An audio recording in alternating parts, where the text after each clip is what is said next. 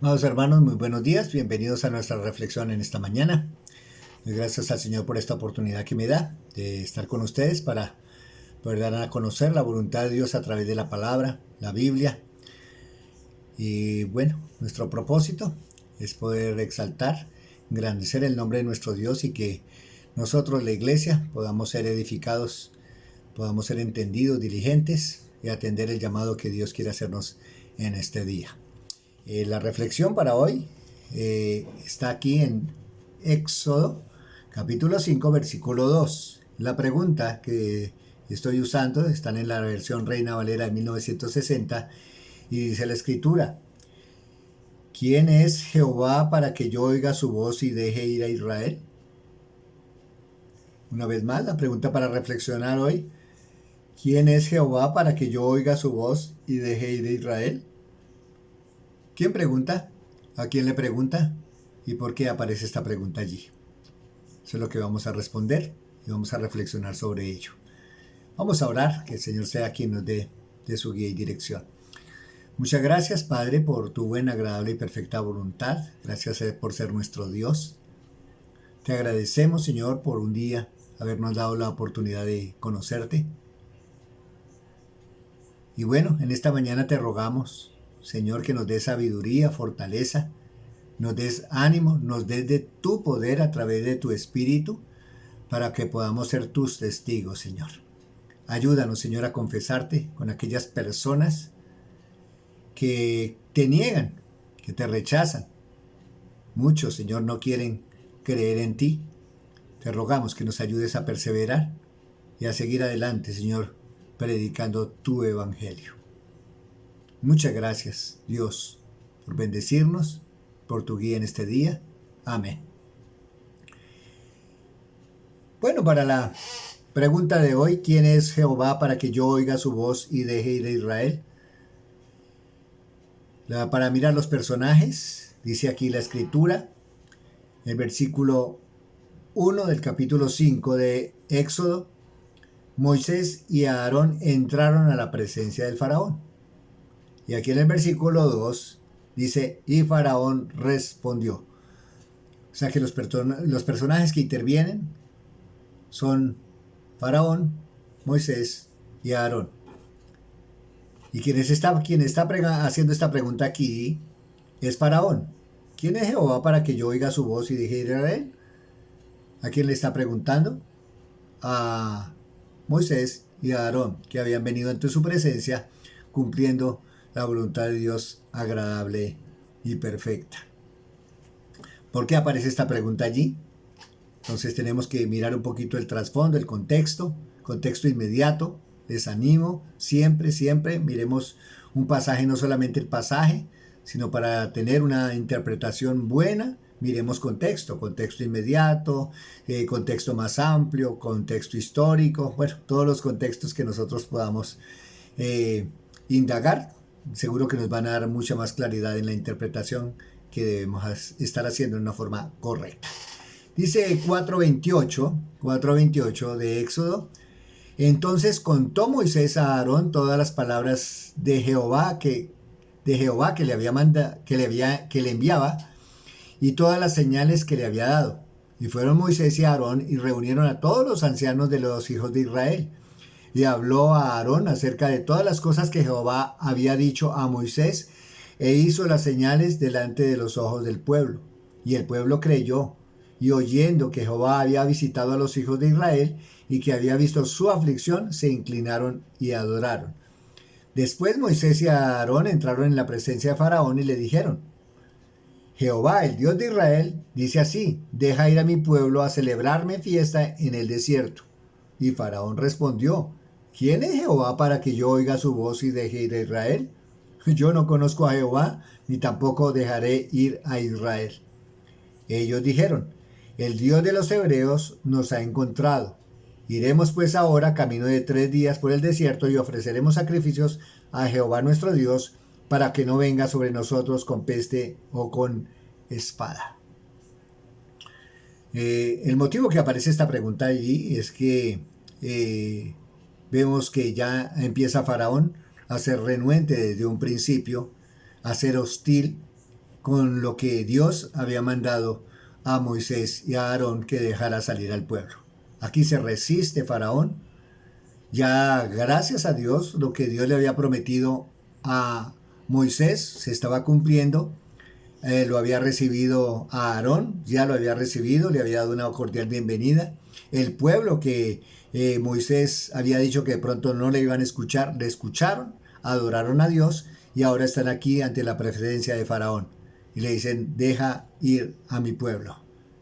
Y este varón, pues se niega.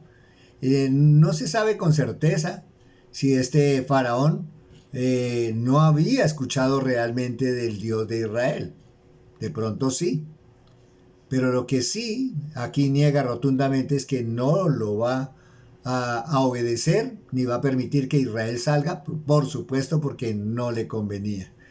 No convenía que este pueblo saliera por la esclavitud en la que los tenía, pues era bastante los beneficios que recibía Faraón a través de ellos. Entonces se opone y dice, no conozco a Dios, no conozco a su Dios, no conozco a Jehová, tampoco voy a dejar ir al pueblo. Vemos el corazón que se pone duro de Faraón.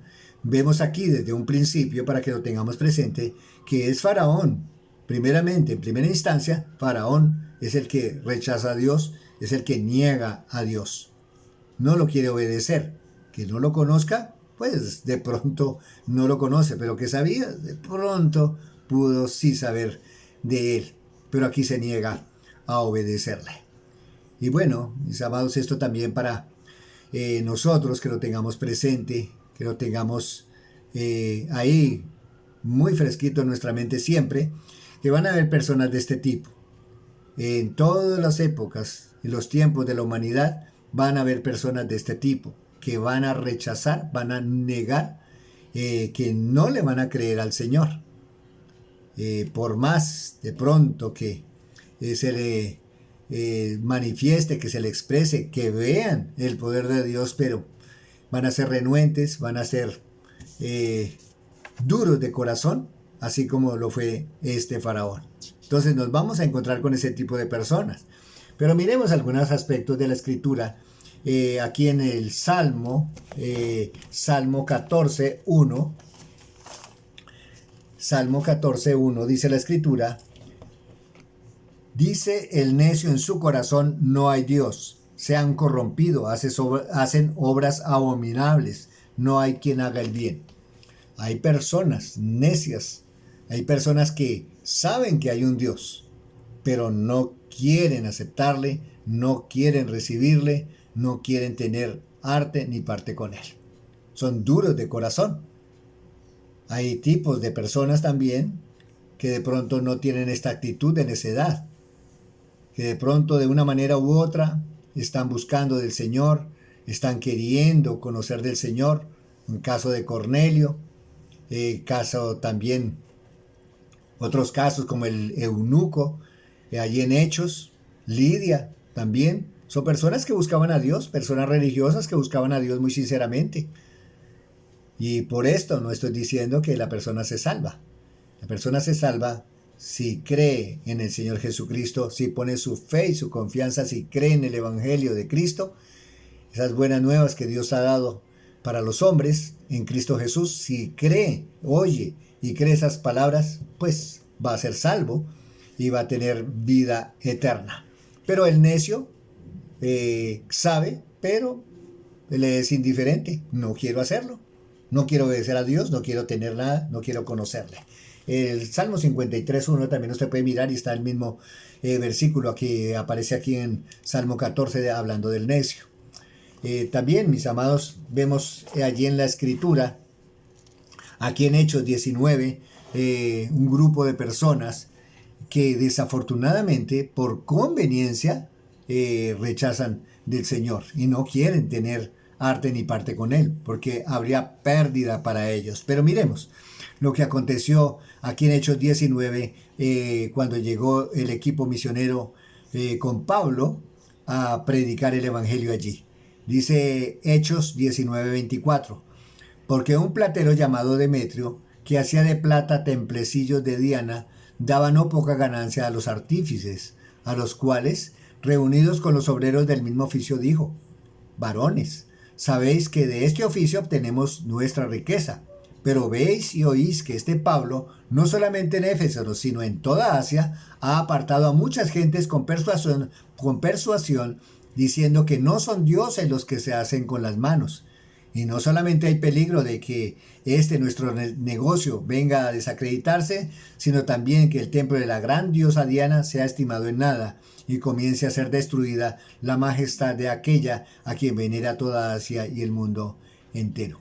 Aquí vemos unos hombres que hacían unas figuras de la diosa Diana en Éfeso. Era una diosa muy popular, una muy conocida, y ellos hacían figuritas de ella y la vendían y de eso vivían. Pero llega el Evangelio, abre el entendimiento de muchos, ya no siguen haciendo eso, se apartan de eso, porque creen en el Evangelio del Señor Jesucristo, creen en el Evangelio que predicaba el apóstol Pablo, se apartan de eso y aquí estos dicen, bueno, esto nos está afectando nuestra ganancia, hay que erradicar este mal. Y hacen una gran oposición a Pablo y a su equipo. Hay personas también que vamos a encontrar que por conveniencia no quieren tener una relación personal con Cristo. ¿Por qué? Porque los confronta con su pecado, porque ellos saben que no están haciendo bien y al mirar en la Escritura, pues saben que Dios les acusa de ese pecado.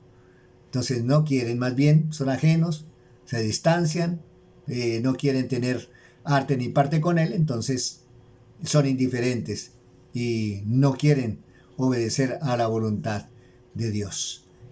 También allí en Santiago, mis amados, vamos allí un momentico, Santiago 4:6, nos dice el Señor, pero Él da mayor gracia. Por esto dice, Dios resiste a los soberbios y da gracia a los humildes. La soberbia, la altivez, la arrogancia, el rechazo de Dios, o el rechazo a Dios más bien, Dios lo tiene muy en cuenta y seguro que Dios va a tomar cuenta de esto y esa persona va a recibir el castigo, va a recibir su retribución por negar al Señor Jesucristo, por rechazarlo, por no querer tener arte ni parte con Él. Yo le animo, mire, yo no sé en qué grupo se encontrará usted, si entre los humildes. Humilde no es por nosotros, sino Dios quien nos ha hecho humilde en el poder de su Santo Espíritu. Es Él. El humilde es quien reconoce su pecado. Dice, soy pecador, me arrepiento, perdóname Dios. Esa es una persona humilde. Pero el soberbio, el altivo, el arrogante es quien dice, no hay Dios, yo no quiero conocer de Dios. Bueno, no me interesa. Y yo le animo, si usted está en eso, hoy es el día que usted se arrepienta, hoy es el día que se ponga usted en paz con Dios, arregle cuenta con Él y pase a ser el grupo que pueda decir Dios que da gracia al humilde. Yo le hago esa invitación para que usted en este día pueda volverse al Señor y tener vida eterna con Cristo Jesús. Muchas gracias por su atención. Dios les bendiga. Bendecido día en Cristo Jesús. Muchas gracias.